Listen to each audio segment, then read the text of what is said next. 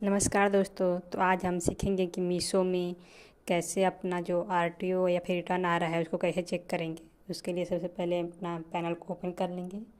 उसके बाद जो रिटर्न का सेक्शन है उस पर क्लिक करेंगे तो वहाँ पे आपको दिख जाएगा ऑप्शन आरटीओ रिटर्न ट्रैकिंग का। तो उस पर क्लिक करना है।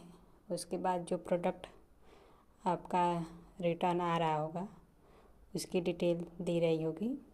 यहाँ पे जैसे देख सकते हैं आप, मेरा ये जो राखी है कैंसिल हो गया था, तो इसको यहाँ से एक्शन भी करके देख सकते हैं। इसमें आप कोई फीस नहीं है क्योंकि बिना एक्सेप्ट किए इसको कैंसिल कर दिया गया था कस्टमर के द्वारा।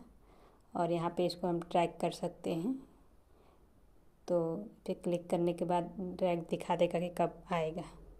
बस इतना ही करके आप चेक कर सकते हैं। Thank you.